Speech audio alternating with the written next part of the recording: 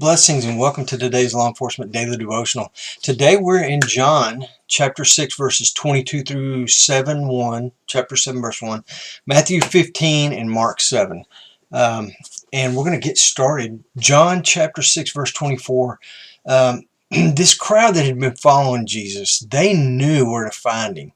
When all of a sudden, he dismisses the crowd and he goes and finds a lonely place to pray, they recognize he's gone. They don't know where he is, but they go back to his hometown of Capernaum, and sure enough, there he is. Chapter 6, verse 29, the work of God is to believe him who he has sent, which is Jesus. And I love the thought of that, because we often wonder as Christians, what kind of work does God have for me? What does he want me to do? And it says right here, the work of God is to believe in Jesus, his son. And then the very next verse, they ask for a sign. The Pharisees and Sadducees asked for a sign, and they were in amongst this group. And what was the feeding of the 5,000 from 5 loaves of bread and 2 fish not enough of a sign? That they want more.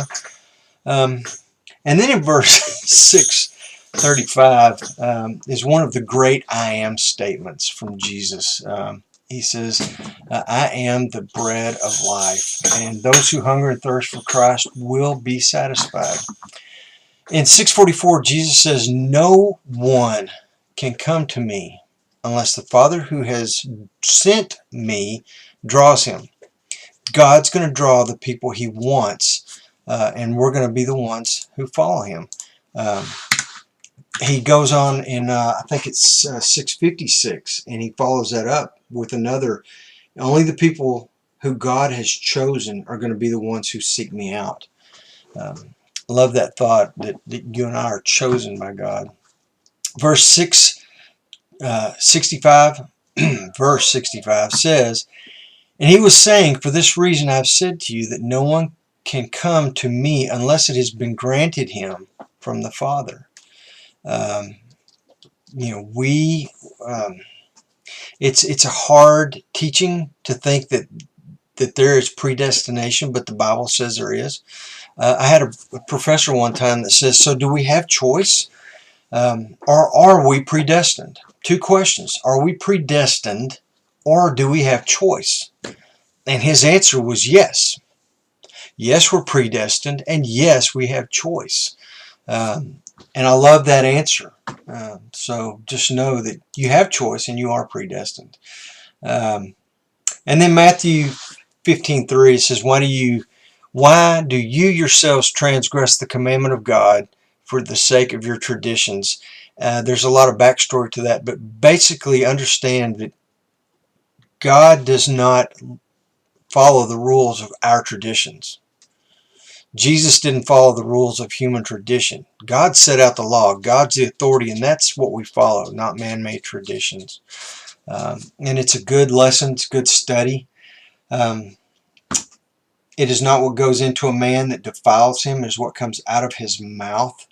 And that goes back to one of the traditions where the Pharisees thought that, if you ate out of a dirty cup, or if you ate out of a dirty plate or drank from a dirty cup, or if you ate with dirty hands, that because those things were dirty, it would defile you. And Jesus says that doesn't defile you. What you eat goes into the stomach, blah, blah, blah. It's what comes out of a man that makes him unclean. Later we see Peter in this cloth dropped, and God says, take and eat. And there were unclean animals there. And Peter said, Lord, no, those are unclean. I'm not going to eat that. And God says, I'm sorry, it was Paul. It was Peter. And God says, don't call anything that I made unclean. I love the thought of that. Anyway, in Mark chapter 7, verse 14 and 15, it says, after he called the crowd to him again, he began saying to them, listen to me, all of you, and understand there is nothing outside the man which can defile him if it goes into him. But the things which proceed out of the man are what defile him.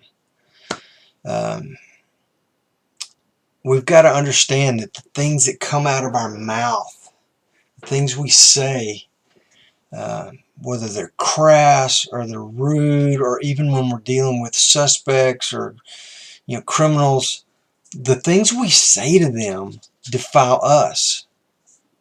Not, I don't speak bad things over a bad person.